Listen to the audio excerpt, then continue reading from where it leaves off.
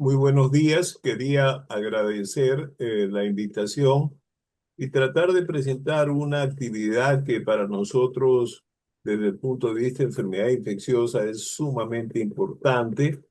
Y el objetivo está dirigido, digamos, a personal de salud, pero también a la población en general sobre la donación de sangre. Voy a tomar un par de minutos, donación de órganos, que me parece importante, pero más que todo está dirigido a, a mirar la realidad y qué cosa es lo que queremos hacer, digamos, cuando hablamos de esta condición, eh, que me parece muy importante.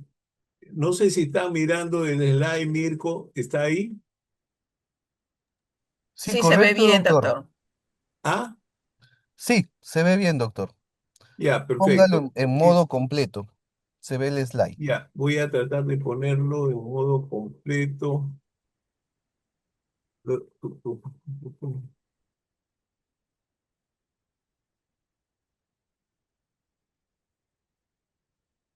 Ah, bueno, De todos modos, se visualiza igual, doctor. sí, la idea es, ¿qué es la donación de sangre y por qué se hace? Primero, la donación de sangre y de órganos en general es una actividad de solidaridad. Es una actividad donde la comunidad tiene que participar para poder suplir una situación urgente en la propia comunidad.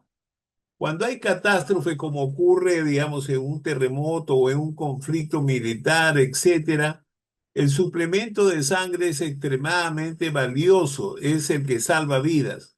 Pero en la vida diaria también lo es cuando hablamos de un paciente que se accidentó en una emergencia, una mujer embarazada que tiene un problema durante el embarazo y comienza a sangrar de manera importante, un niño que tuvo un trauma y tuvo una lesión abdominal y está sangrando, o algunas enfermedades en el cual uno pierde mucha sangre.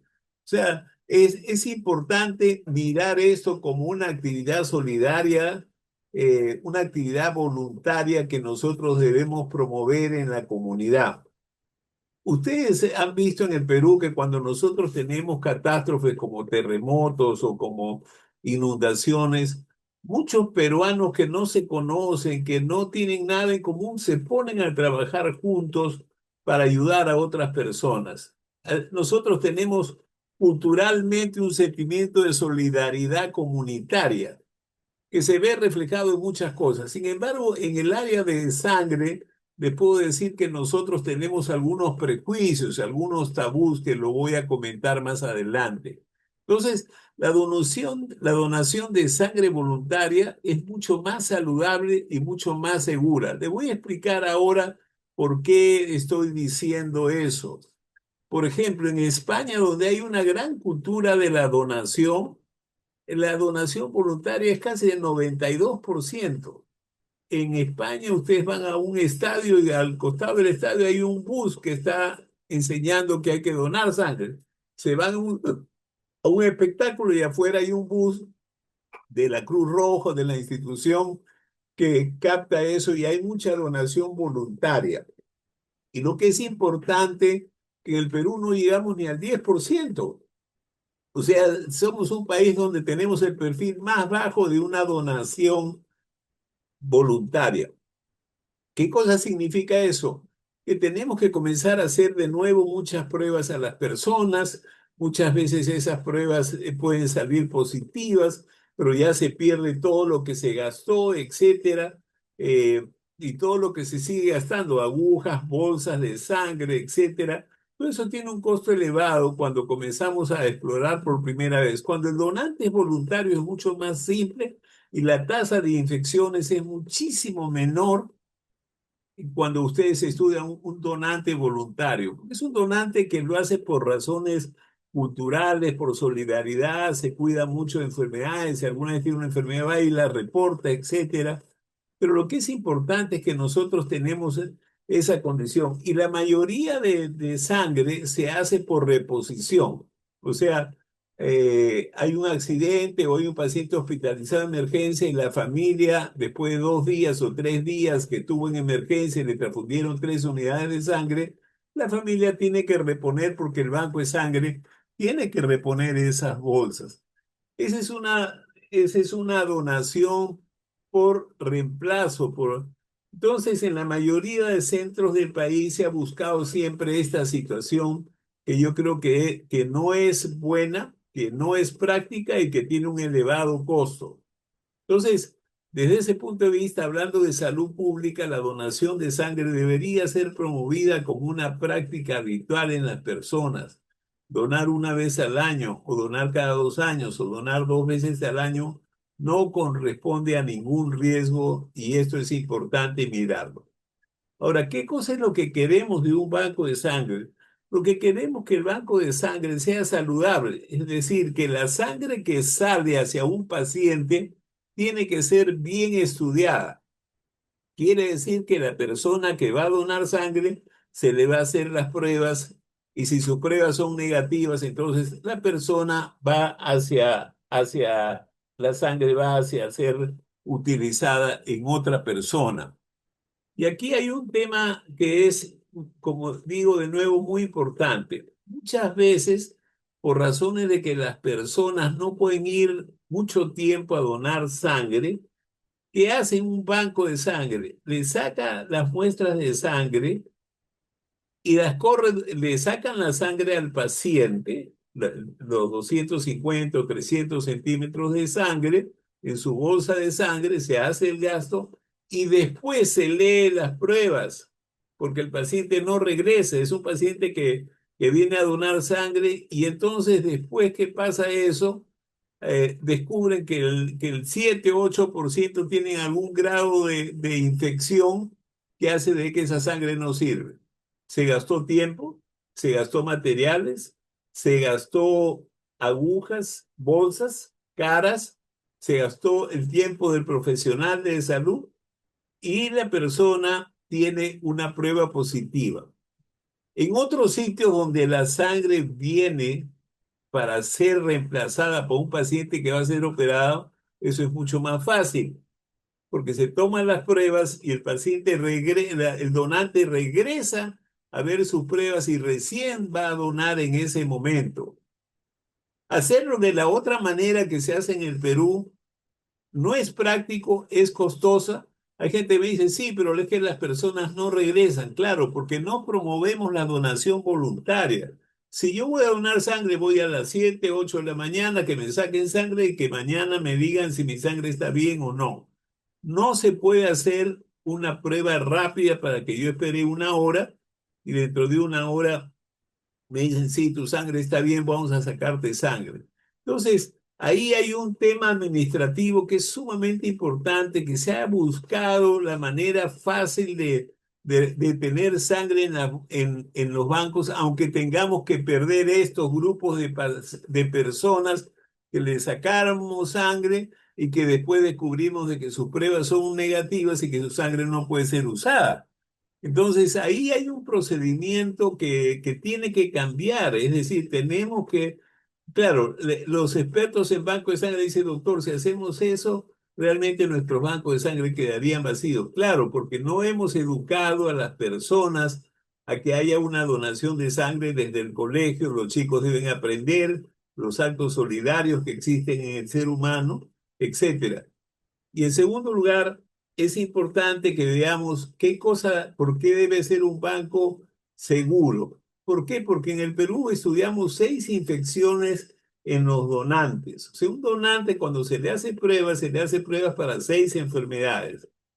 Y esto es importante que ustedes lo miren porque el jefe del banco de sangre lo que quiere es que la sangre que sale hacia el paciente que va a recibir tiene que ser negativo para todos, para estas 6 enfermedades que pueden ser transmitidas a través de la sangre. En otros países hay otras enfermedades que no son frecuentes en el Perú y que por lo tanto no hay. Y entonces se estudian estas 6 pruebas: hepatitis B, hepatitis C. Estas dos enfermedades pueden producir hepatitis severa, pueden producir cirrosis y pueden producir cáncer. concepto importante y por eso es que la sangre no se detectan casos de VIH o SIDA, se busca un virus que se llama HTLV, que después le voy a dedicar más tiempo, una enfermedad parasitaria que existe en varias regiones del Perú, no existe en todos los sitios porque eso se transmite a través de una chirimacha.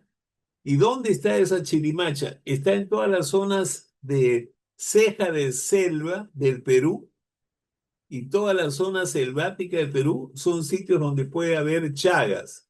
O sea, desde de la parte de Cajamarca hacia Chachapoyas y hacia arriba, toda la zona de Posuso, Oxapampa, que solamente hubo un caso hace años, pero puede haber, y después toda la zona selvática del Perú es tributaria a tener chagas.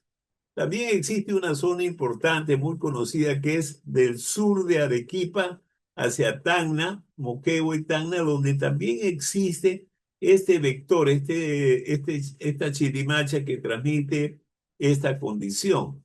Sorprendentemente es la única enfermedad que un insecto no te pica, sino a través de las heces de eso, uno se rasca cuando está dormido y se contagia, como describió el doctor Carlos Chagas, pero también se puede contagiar cuando uno come fruta o usa jugos de caña que exprime la caña y sin embargo en esa caña hay, en la parte de superficie hay heces de estos animales y entonces uno se contagia por vía oral. Tenemos la sífilis, que es una enfermedad sexual. Se supone que todas las personas que van son sanas, no tienen molestias, pero lo que estamos haciendo es detectar que esta paciente, aunque no tenga síntomas, puede transmitir esta enfermedad a otra persona y por eso es que se hacen estas 6 enfermedades. Entonces, el jefe del banco de sangre está tranquilo porque su paciente donante no tiene ninguna de estas 6 y por lo tanto la sangre sale saludable. Alguien me puede decir, doctor, pero yo soy sano. Usted puede estar sano, pero tiene hepatitis B.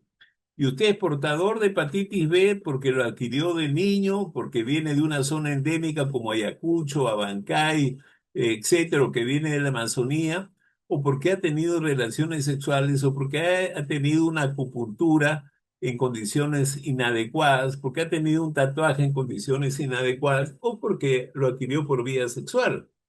Igual pasa con la hepatitis C. O sea, uno puede ser asintomático hasta que el paciente ya desarrolle una cirrosis o desarrolle un cáncer del hígado.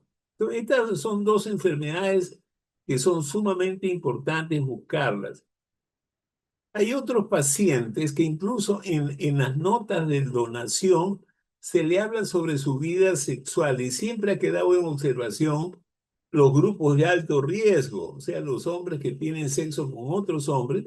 Sin embargo, hoy en día jóvenes que son saludables, que no son hombres que tienen sexo con hombres, también tienen el VIH, o sea, el SIDA ya no es una epidemia, pero en el Perú seguimos detectando de 4.000 a 5.000 casos por año. O sea, fácilmente uno, y la mayoría de estas personas no saben que tienen el virus. Por lo tanto, es sumamente importante hablar de eso. Igual pasa con sífilis.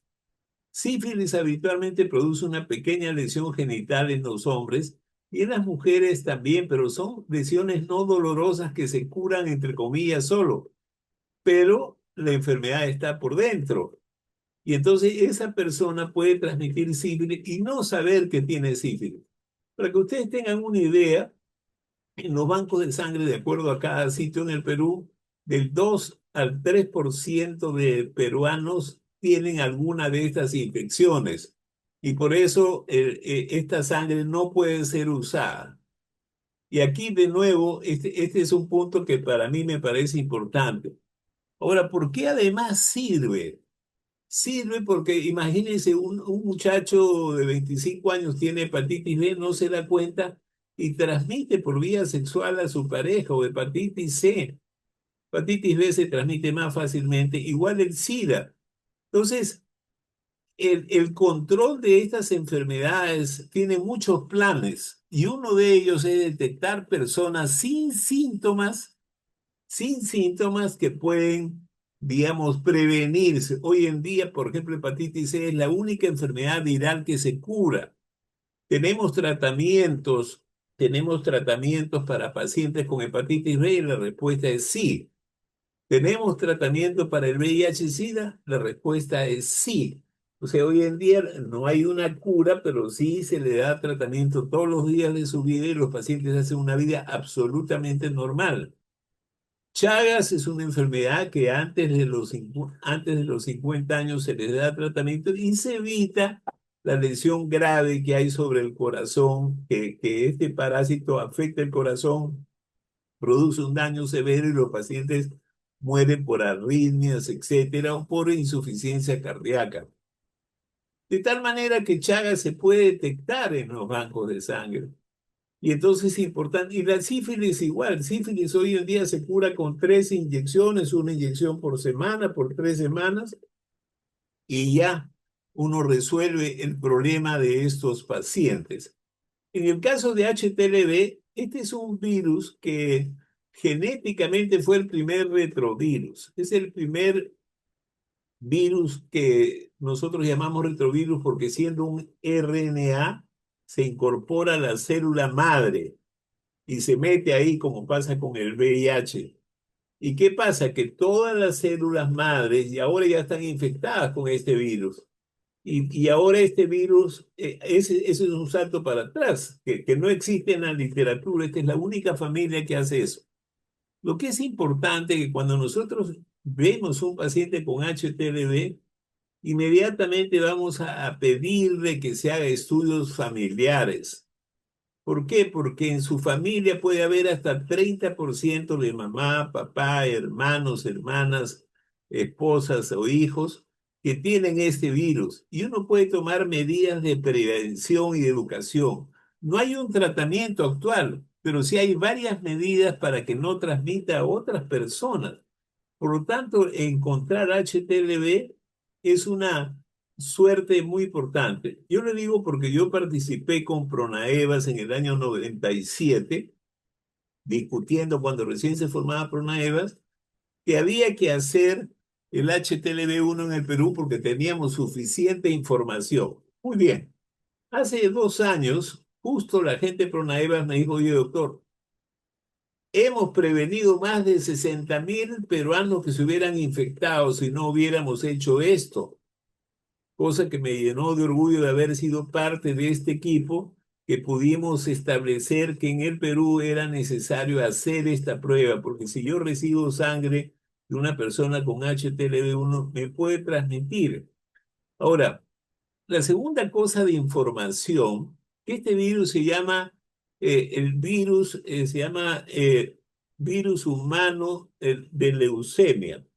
Sin embargo, solamente el 2 al 3% de los pacientes desarrollan leucemia o linfoma, porque muchas veces el personal del banco de sangre que no está bien entrenado le dice, usted tiene una enfermedad que no tiene tratamiento y le va a dar leucemia en 2 o 3 años. Totalmente falso. El 2 al 3% de personas pueden desarrollar en edades más avanzadas la opción de tener linfoma o leucemia. Ahora estamos estudiando diversos mecanismos para prevenir esa condición. Pero lo que es más importante que desde el punto de vista de impacto de enfermedades infecciosas, nosotros, esta es una fuente de las tantas fuentes importantes para reducir la aparición de esta enfermedad. Porque alguien me dice, "Oye, doctor, pero solamente el 1%". Sí, pero si hay 200.000 donaciones, 200.000 donaciones, estamos hablando de 2.000 personas al año, a 3.000 personas, en algunos sitios la cifra es 3% o hasta 4% en zonas andinas. Entonces sí vamos a prevenir un número notable cada año. Así que desde ese punto de vista, yo creo que es muy importante que recuerden que los bancos de sangre deben ser saludables. Los bancos de sangre además compran pruebas que sean de alta sensibilidad. Quiere decir que no se pasa ninguna persona que pueda tener esto. Entonces usan pruebas muy sofisticadas de alta sensibilidad. Pero eso puede ocasionar que pueden haber algunas personas que siendo sanas y no teniendo enfermedad salgan la prueba positiva. Eso se llama falsos positivos. Muy bien. Entonces, una vez establecido esta filosofía de tener bancos de sangre saludables que se estudian estas 6 enfermedades y que esta es una fuente notable para pensar en el control, para mirar la vigilancia epidemiológica de una enfermedad en cualquier sitio. Por ejemplo, en Estados Unidos, los soldados que recién entran son estudiados para VIH. Y ellos usan esa cifra como el elemento importante para calcular cuántos casos van a tener cada año. Muy bien. En este caso es importante que veamos que tener bancos saludables es muy importante, pero que además nos sirve para otras actividades, como es el control y ver el impacto de una enfermedad infecciosa de esta lista. Bueno, entonces, ¿qué pasa si una prueba me sale positiva? Yo voy a donar a tal hospital y me dicen, oye, mire, le tenemos que repetir porque usted tiene una prueba que ha salido un poco anormal y entonces le tienen que repetir. Entonces le repiten la prueba para que no haya habido confusión ni nada por el estilo, le repiten la prueba y vuelve a salir positiva. Muy bien. Entonces, primero, cuando le digan que su prueba es positiva, no hay que ir a buscar a Google para saber A o B o Z, porque muchas veces la gente va y lee lo que nosotros llamamos las redes sociales de poca credibilidad, no certificados. Y entonces pasan comentarios que son falsos, crean mitos, y entonces la gente se asusta y ya cree que está para morirse y que no va a hacer nada. Entonces, lo que sí debe hacer es asistir a un especialista en enfermedades infecciosas en el hospital. Acá quiero llamar la atención. El Ministerio de Salud quiere que cuando tú salgas positivo, el banco de sangre que tú fuiste a donar al hospital Loaiza te dé un papel para que tú te vayas a tu centro de salud. Tú vives en San Juan del Lurigancho. Muy bien, te vas a San Juan del Lurigancho, al centro de salud. ¿Y qué va a pasar?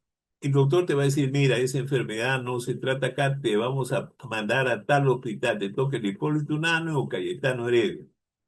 Así que tienes que pedir cita.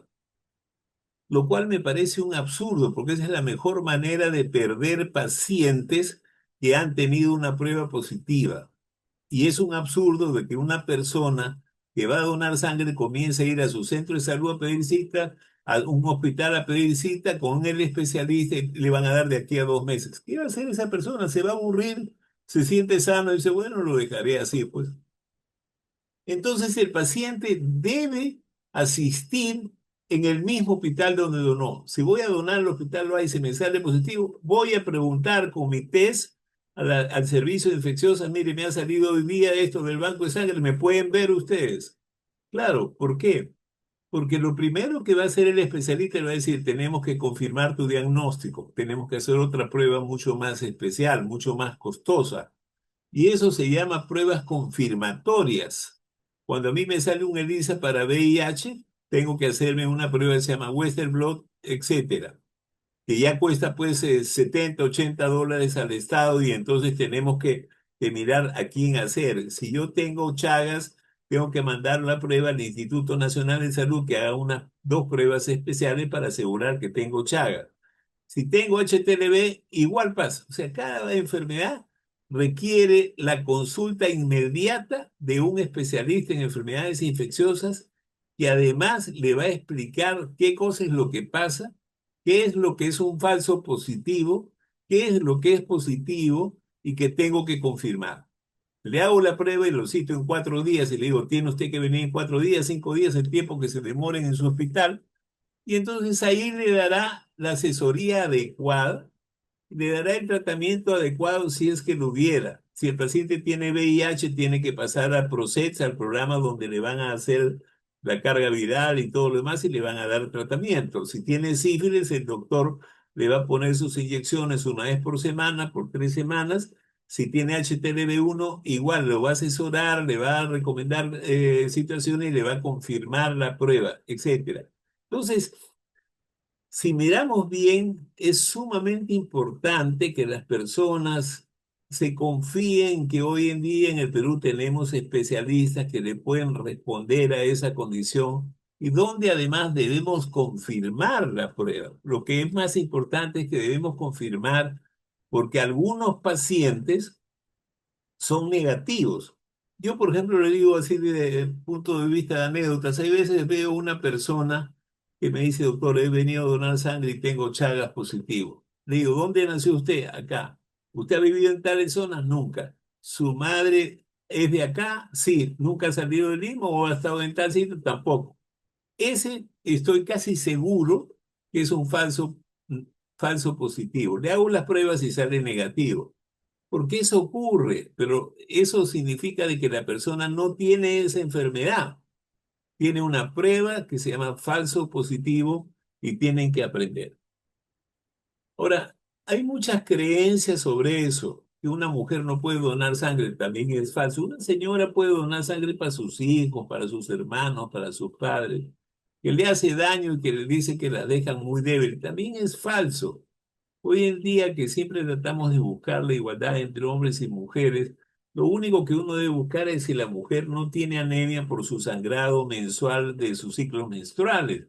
Pero si no tiene anemia y es saludable, ella puede donar sangre como cualquier otra persona. Hay gente que dice, no, me voy ahí, me voy a contagiar de enfermedades ahí. También es falso. Los bancos de sangre, como les he dicho, son bancos saludables donde no hay esa condición. Otra persona dice, no, si me dan sangre de una persona así media negativa, a mí me va a cambiar mis ideas y tengo temores de quién me va a donar sangre. La sangre, como digo, es una sangre que ha sido estudiada en extenso. Por eso todos estos son mitos y creencias que realmente son falsas. Entonces, en conclusión, podemos decir, primero, la donación de sangre es un acto de solidaridad y respeto por la vida humana. Hoy en día que nosotros en el Perú tenemos catástrofe por muchos sitios, el donar sangre es importante para que el banco de sangre siempre tenga sangre para manejar estas condiciones.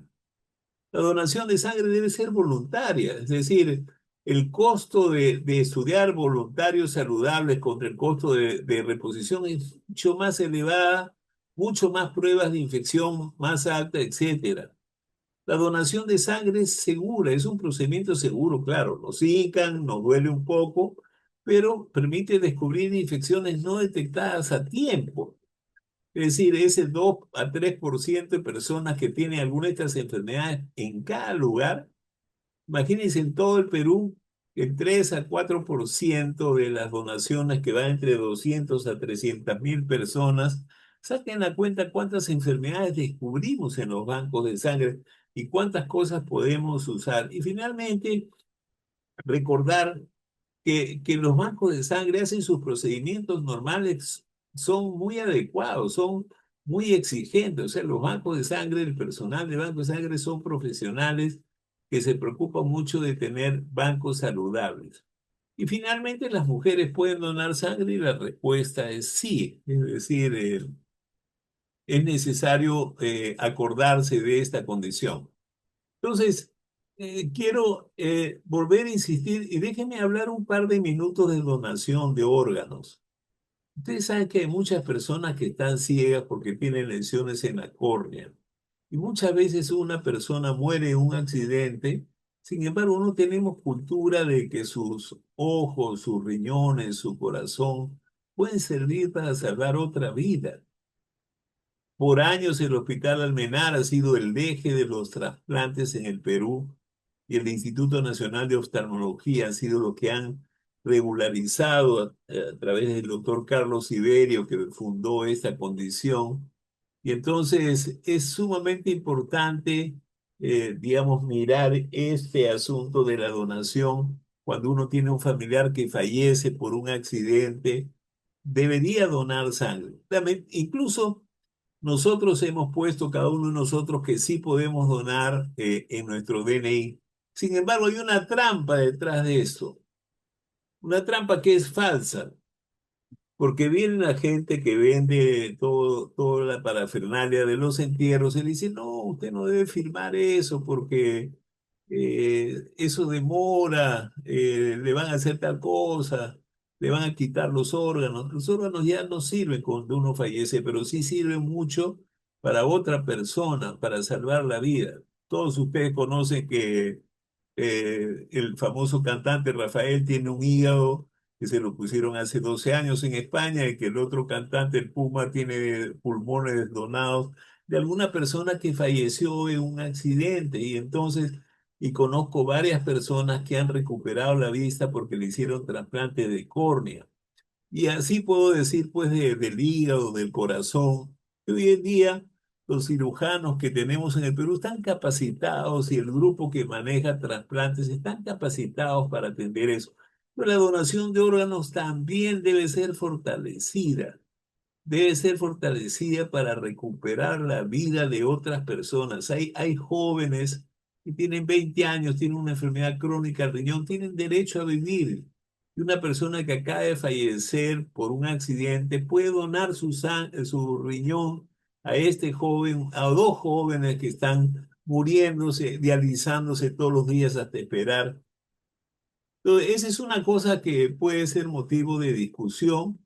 Yo siempre insisto en eso de que la donación de órganos también debe ser en España, por ejemplo, es el país que más trasplantes hace hoy en día en Europa. Y no saben la cantidad de gente que vive con órganos trasplantados. Es decir, las personas que tuvieron leucemia, linfoma, les dieron trasplante de médula ósea de un familiar.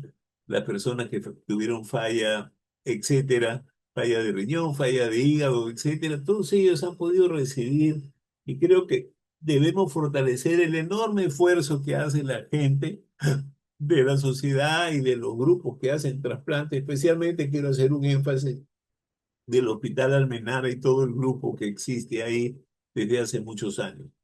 Regreso a los bancos de sangre.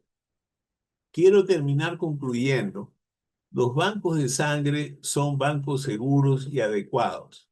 Sin embargo, tenemos que mejorar lo que es la relación entre el banco de sangre y el especialista en enfermedades infecciosas para que cualquier paciente positivo vaya hacia la especialidad de inmediato para que le den el consejo y le den además de eso la prueba que confirme. Mire, yo todo el tiempo tengo la mala suerte de ver personas que donaron hace 7 años en algún banco de sangre, que ya tenían una prueba normal y que hace un año le vuelven a hacer y ahora recién por primera vez le dicen que sí, que tienen una prueba positiva y que tuvo una prueba positiva hace 6 años. ¿Y qué pasó en estos 6 años? Este hombre tuvo una esposa, le embarazó, etcétera, y le puede haber pasado el virus a su esposa. Y eso hubiera cambiado si es que hubieran sabido claramente advertirle de manera rápida. Por lo tanto, los bancos deben tener el rol de ser eficientes y el grupo de infecciosas debe ser también eficiente de recibir todos los donantes positivos rápidamente para confirmar. Yo creo que estos son los resúmenes. Es un buen método de tener bancos de sangre saludables. Es una buena manera de hacer vigilancia de enfermedades infecciosas.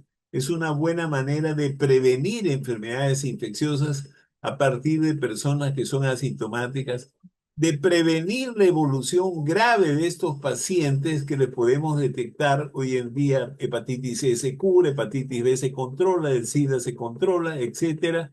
Entonces tenemos que manejar rápidamente esto, y lo digo, todo el personal de salud debe fortalecer la donación de sangre, igual que pasa con las vacunas. Nosotros como soldados de salud tenemos que promover las vacunas, tenemos que promover la solidaridad, el respeto por los pacientes, el afecto por los pacientes. Así que yo diría que esto es un poco mi resumen y no sé si hay preguntas o comentarios que quieran hacer. Muchas gracias. Mirko, muchas gracias. No sé si hay preguntas. Sí, estimado doctor, tenemos algunas preguntas, voy a proceder a lecturarlas. Vamos con una de ellas. Ah, las de Bien. chat. Sí, exactamente. Vamos con aquella pregunta en relación a la edad. ¿Hasta qué edad se puede donar considerando el sexo femenino? Mira, no existe una edad, hay normas o recomendaciones. Hay gente que dice después de los 60 años uno no debería donar sangre. Eso es una cuestión cultural eh, que, bueno, es una práctica común. En el caso de las mujeres no hay una edad, sin embargo, en muchos sitios ponen 55 años como una edad adecuada. Yo diría que una persona saludable podría donar hasta los 60 años sin ningún tema de molestia. Eso sería mi respuesta. Acá hay otra que dice, soy Sandro Medina del sitio web eh, Vida y Futuro, en que entrevistamos una oportunidad ante la falta de una política de Estado en este país. ¿Cuál sería el rol de las universidades públicas y privadas para fomentar?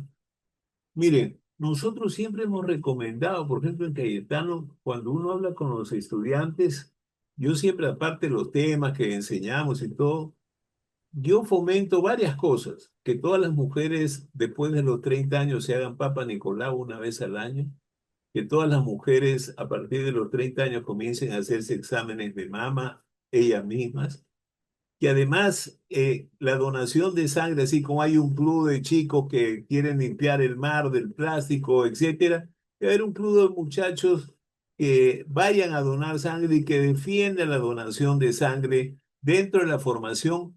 Recuerden bien que las universidades son centros de cultura, de ciencia, pero también de humanismo. Y la donación es un acto de solidaridad, de humanismo, y por lo tanto creo que eso es importante que se enseñe siempre. Como digo, la mayoría de países europeos tienen una alta tasa de donación voluntaria. A eso me refiero, donación voluntaria. ¿Qué cosa debemos hacer? Rescatar el concepto de que la donación es segura, que no te daña tu salud, que no es peligrosa porque tú donas sangre, etcétera. Así que yo creo que este es un tema importante. ¿Qué otros, qué otros perfiles para hacer una donación responsable y saludable? Una persona que va a ser donante periódico tiene que hacerse los mismos análisis, pero la respuesta de un donante saludable va a ser que la tasa de infección está debajo de 1% hasta 1 por 1000. Y por lo tanto, el 99% de su sangre va a pasar, o más del 99%, ¿no? Ok, Sandro, creo que esto sería lo importante. Ojalá que tú estás en el diario El Comercio, promuevan estos conceptos de donación de órganos y donación de bancos de sangre. La donación de órganos todavía es mucho más compleja, pero digamos, la donación de sangre es un acto que se puede hacer. Por ejemplo, yo supongo que en sitios donde hay accidentes graves, como está pasando en Venezuela, los sobrevivientes estoy seguro que van a requerir sangre la mayoría de ellos en algún momento. O sea, gente que ha sido traumatizada, que ha perdido sangre por todos lados, etcétera. Ahí la donación de sangre pues se vuelve, o la necesidad de tener bancos de sangre se vuelve una necesidad urgente. Por eso cuando hay catástrofes, una de las primeras cosas que se viaja es con bolsas de sangre. Excelente, doctor. Doctor, eh, algunos comentarios nos podría dar en relación a esta pregunta bastante frecuente que suele ir relacionada a donación y tatuajes. Claro, mira, hoy en día la mayoría de la nueva generación se hace tatuajes. Antiguamente solamente lo hacían los soldados y los delincuentes, ¿no? Uno conocía eso. Hoy en día todo el mundo se hace tatuajes, los hombres y las mujeres. Y a mí me preocupa siempre porque no sé dónde se los hacen. Y entonces es bien importante saber, porque mucha gente me dice, no, si son con agujas limpias. Yo he visto muchas veces gente que por ganar algo más de dinero le cambia las agujas y las rehúsa sin que uno se dé cuenta y comienzan a hacerle esa situación. O sea, el tatuaje debe ser hecho en sitios de calidad. Si lo van a hacer porque es una costumbre de la actualidad, que lo hagan en condiciones adecuadas, Doctor, seguras, que tengan un perfecto, certificado de calidad de que tienen ahí materiales estériles y que están limpios. perfecto, tema de calidad. Doctor, y en relación al HTLV, en nuestro país, ¿cómo se está llevando? ¿Qué estrategias tenemos en nuestro país? Y relacionado también al HTLV, Nos alcanza la consulta, Lady, en relación a recomendaciones para personal de salud. Sí, el personal de salud tiene que estar informado. Primero, los médicos tienen que aprender a sospechar. Tiene un perfil múltiple porque este virus produce tres problemas. Un problema que es cáncer, cáncer de piel, linfomas o leucemias. Eh, por ejemplo, en el Perú se ha avanzado que cuando tú tienes una enfermedad que se llama micosis fungoide, que no es un hongo, sino es un cáncer de piel, cuando tú tienes un cáncer de piel de micosis fungoide, debes hacerle el virus HTLV porque esa es una de las causas de esa condición. Y en algún momento habrá tratamientos, ahora estamos experimentando algunos tratamientos para bajarte la carga viral, como se comenzó a hacer con el VIH, bajar la carga viral para que mejore. La segunda cosa es que tienen que aprender que hay enfermedades infecciosas que se presentan de manera severa, por ejemplo, tuberculosis muy severa, con mucha meningitis en gente, entre comillas, saludable, ese paciente puede tener HTLV. Cuando uno tiene unos hongos que vienen de la selva de manera severa también. Cuando una persona joven tiene herpes zóster a los 20 años o 25 años, nosotros estudiamos VIH y HTLV. Es decir, el médico tiene que aprender varias condiciones. Ya nosotros avanzamos, por ejemplo, con el lino. En el lino, el grupo de UBIA, a todas las pacientes que tienen uveitis intermedia, le hacen la prueba. Y en 6 años, ahorita, tanto Vanessa Valderrama como Zully Barrón han encontrado casi 70 personas que tienen HTLV en seis Mm. años. O sea, si vamos buscando en el banco de sangre, en tal sitio, encontramos eso. Pero lo que es importante es que tenemos que avisar de que cuando tengan un caso hay que ir a ver a la familia, porque una buena parte de la familia puede estar infectada. Las mujeres que son HTLV1 positivas no deberían dar de lactar hasta donde sea posible, por razones económicas, etcétera. No deberían dar de lactar porque la lactancia es una fuente importante de transmisión del virus hacia los recién nacidos. Por lo tanto, esas madres deberían hacer como hacíamos en la época que recién se trataba a los pacientes con VIH, que se le daba al recién nacido leche artificial y todo lo demás, y la madre no daba de lactar. Entonces, hay una serie de medidas que se pueden hacer y finalmente el personal de salud debe conocer esta condición. Debe conocer que existe esta enfermedad, que el 3% a 4% puede desarrollar paraparesia, que el 3% a 4% puede desarrollar leucemia, especialmente los que adquirieron a través de lactancia. Porque si tú a los 35 años alguien te transmite el HTLV, no es frecuente que tú veas un cáncer en esos pacientes, como que no hay tiempo suficiente para eso. Te puede dar otras molestias. O sea, el personal de salud debe estar educado, especialmente aquel que está educando a otras personas. Tiene que conocer bien el HTLV como un virus que existe en el Perú. En el Perú, más o menos el 3% de mujeres gestantes de la maternidad de Lima tuvieron en un estudio que entraron más de 15.000 mujeres. Nosotros sabemos de que eso es cierto, especialmente en la zona de Ica, en las zonas de todo el trapecio andino, que es donde está más frecuentemente Cusco, Puno, Ayacucho, Huancavelica, Apurímac, son sitios de alta endemia. En el norte hay menos este virus, pero de todas maneras es una enfermedad sexual. Por ejemplo, cuando hay una agresión sexual, el médico pide pues pruebas de VIH, de gonorrea, etcétera, pero no pide HTLV y debería pedir y repetir la prueba a los 2 meses o entre 4 y 6 semanas para saber de que no se contagió. Cuando uno tiene un pinchazo con material contaminado, la gente solamente se hace hepatitis, sífilis y VIH, debería hacerse HTLV. Son las recomendaciones que yo daría para el personal de salud, Mirko.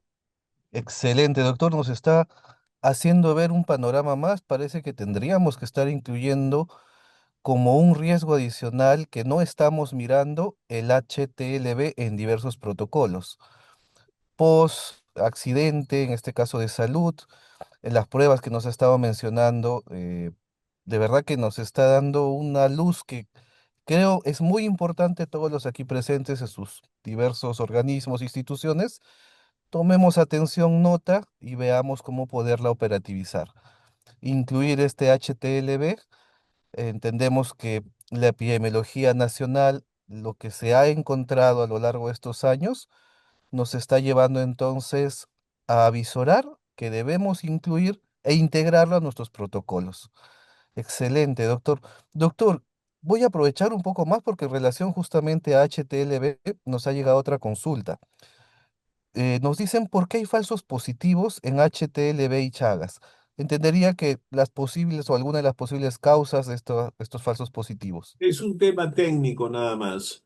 Te voy a decir, porque hay para las 6 enfermedades. ¿Ah? Yo he visto pacientes que tienen VIH positivo y después le hago pruebas y son negativos. O sea, existen falsos positivos para las 6 enfermedades que yo les he planteado. Por eso la primera cosa que hay que hacer es confirmar el diagnóstico. Es un tema técnico nomás. Mira, cuando tú tienes una prueba altamente específica, quiere decir que cualquier cosita que se parece al virus de SIDA, lo voy a detectar. ¿Te das cuenta? O sea, aunque sea uno pequeñito, lo va a detectar. ¿No? Disculpe que haga este ejemplo simple. Y entonces, cuando uno mira y ya revisa cuidadosamente y pone una segunda prueba, la prueba sale negativa para Chagas o para HTLV o para VIH. ¿Por qué? Porque no corresponde realmente a eso, corresponde a otros factores que casi no conocemos y que no corresponden a ninguna enfermedad. Entonces, por eso digo, es una prueba muy sensible, pero no es tan específica como las otras pruebas. Las otras pruebas, si tú tienes esa enfermedad, confirman sí o sí. Estas pruebas hacen de que ningún paciente se te pase en el banco de sangre que pudiera tener hepatitis y que no se da cuenta la prueba. Por eso es prueban de alta sensibilidad, pero tienen un poco más de falsos positivos. Acá hay una pregunta que es interesante, que dice, dentro de una de salud ocupacional, una empresa solicita que además le hagan Papa Nicolau a una trabajadora que se niega a hacer esto porque dice es virgen. Eso tienen que respetarlo, es decir, no pueden establecer una norma así. El Papa Nicolau se hace para hacer diagnóstico de cáncer de cuello uterino, pero una mujer que no ha tenido relaciones sexuales no tiene por qué tener cáncer de cuello uterino, así que eso hay que excluirlo. Pero lo más importante que eso es que no tienen derecho para hacer algo contra sus principios. Es igual que, miren, hay personas que por vida religiosa no van a aceptar nunca una transfusión de sangre. ¿De acuerdo? Hay una religión en el Perú que ocasionalmente ellos dicen sangre para mis hijos o para mí no". Yo he visto muchas veces discusiones graves entre las parejas cuando sus hijos están muriendo y requieren una unidad de sangre por razones de principios religiosos. Entonces, una empresa no puede exigirle a una chica que no quiere hacerse la prueba y no la van a despedir por eso. Eso sería un absurdo. Y entonces yo diría a ella debe firmar diciendo, Yo me excluyo de este examen porque no deseo o porque no tengo relaciones sexuales y no soy candidata a que me hagan ningún Papa Nicolau". Chao. En Totalmente general de es acuerdo. buena la pregunta, pero todavía es mejor la respuesta. Los criterios que hay no son 100% certeros para cualquier situación. Para eso está el médico. Cuando hay una situación que no está en la norma, ¿qué hago? Busquen al especialista o busquen a la persona que más sabe. Yo diría, primero, que no tienen ninguna razón de hacer eso a todas las mujeres. Si quieren hacer un buen trabajo, háganlo con mujeres después de los 25 años y que le hagan, pero que tengan relaciones sexuales. Hoy en día, felizmente, si trabajamos bien, y aprovecho esto, si vacunamos bien a nuestras mujeres y a nuestros hombres jóvenes antes de los 15 años, en 20 años ha desaparecido el 98% de neoplasias. No lo digo como cálculo. Hace poco Portugal y Dinamarca y Suecia han reducido, después de 20 años, han reducido un 98% de cáncer de cuello uterino. O sea, en 2, 3 años más ya no va a haber cáncer de cuello uterino ahí. Así que desde ese punto de vista, recuerden bien, además al ser humano pues no se le puede poner una condición que está contra de sus principios. Tendrá Correcto, el doctor. médico que explicarle por qué le van a hacer y tendrá esa persona a decir, mire, yo tengo el derecho de hacer esto, tienen que respetar mis derechos. Y eso no puede ser una actitud de revancha, entonces usted se va del trabajo. Es como hay gente que dice, yo no me quiero hacer un ELISA para VIH. Entonces tienes VIH, no, solamente que no me quiero hacer la prueba. Entonces, digamos, desde ese punto de vista, hay normas y para eso hay un profesional. O sea, esto no es una receta de cocina de que se hace tal, hace así, así, porque hay veces hay excepciones. Esta persona tiene todo el derecho de oponerse, pero tiene dos razones técnicas, que no tiene ninguna razón de hacerle un papa Nicolau a una chica que no ha tenido relaciones sexuales. Bien. Así es, doctor.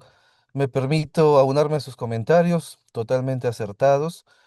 Recordar que los exámenes de salud ocupacional son tamizajes de búsqueda de casos. Su categoría es tamizaje de búsqueda de casos orientados a factores de riesgo que se conocen o se preasumen están en la labor. En ese sentido, hacer PAP, ¿para qué riesgo laboral estaría orientado? Estamos buscando prevención de cáncer de cuello uterino como riesgo laboral per se del puesto de trabajo, es una de las primeras interrogantes. Segundo, como bien dijo el doctor, si vamos a buscar cáncer de cuello uterino y es una persona que no ha tenido relaciones, técnicamente tiene un sustento bastante poderoso técnicamente desde el punto de vista médico para ver que esa prueba estaría mal aplicada en un protocolo de tamizaje laboral. Y lo que ha comentado el doctor, el respeto por nuestros pacientes. Vuelvo a remarcar una de las enseñanzas y consejos que nos está dejando el doctor el día de hoy. Las universidades sí, es para hacer ciencia, investigación, pero no debemos olvidar el humanismo, nuestros pacientes, la importancia que se les debe dar y el respeto como personas. Eso no debe desligarse en nuestra atención, en este caso, desde el punto de vista de salud ocupacional, desde el punto de vista clínico y demás, el humanismo y el respeto por nuestros pacientes. Doctor, tenemos otra pregunta más. Cuando teniéndole usted aquí, difícilmente va a querer soltarlo el auditorio. Nos hablan sobre el BPH como factor predisponente para cáncer de cuello uterino. Sí, mira, eh, claramente. Claramente, y esta es una condición muy importante, el cáncer de cuello uterino puede ser erradicado en el Perú. En segundo lugar, todas las mujeres que reciben vacunas para VPH, es más, le cuento una anécdota. Normalmente eran 3 vacunas, 3 dosis. Y en ese tiempo habían dos partes de... Ustedes saben que hay más de 100 papilomavirus, pero los que producen cáncer son un número pequeño. Hoy en día incluso hay una vacuna que tiene 9 papilomas, 9 cáscaras de papilomas y es eficiente. Este estudio que les comento de Portugal y de los países escandinavos, buscaron a 3 grupos, las personas que cumplieron 3 dosis, las personas que cumplieron 2 dosis, y las personas que solamente vinieron a la primera dosis y no regresaron. Las tres tienen los mismos resultados. Quiere decir que aún una sola inyección los ha prevenido para tener cáncer de cuello uterino. Pero además quiero comentarle otra cosa. Los hombres que tienen sexo con otros hombres tienen el VPH en la región anal. Y hoy en día estos pacientes están en la nueva epidemia de cáncer anal en jóvenes por tener el papiloma. Y los cánceres de laringe y de cuello uterino, perdón, del cuello, debajo de las en toda la zona del cuello, el 98% están asociados al papiloma virus. Pero estamos hablando de varias neoplasias asociadas a esta condición. De nuevo, regreso a mi punto inicial. El personal de salud debe ser guerrero y defensor de varias cosas, y una de ellas debe ser promover las vacunas. Y claramente el papilomavirus, varios tipos de papilomavirus están asociados a cáncer de cuello uterino.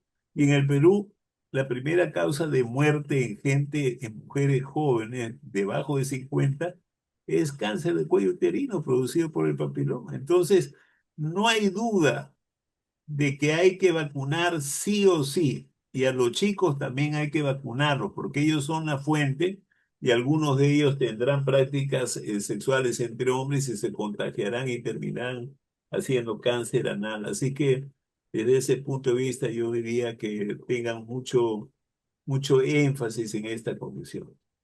Mirko, te agradezco Tomamos de nota. nuevo, con eso termino. Te agradezco la invitación y a Lady Murrugar haberme permitido estar con ustedes en Creo.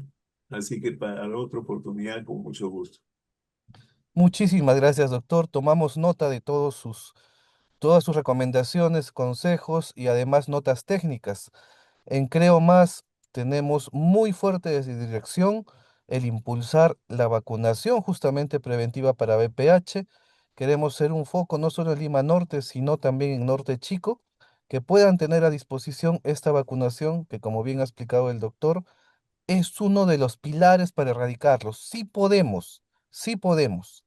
Entonces, agradecemos estos mensajes del doctor Eduardo Gotuso y la participación de todos los aquí presentes.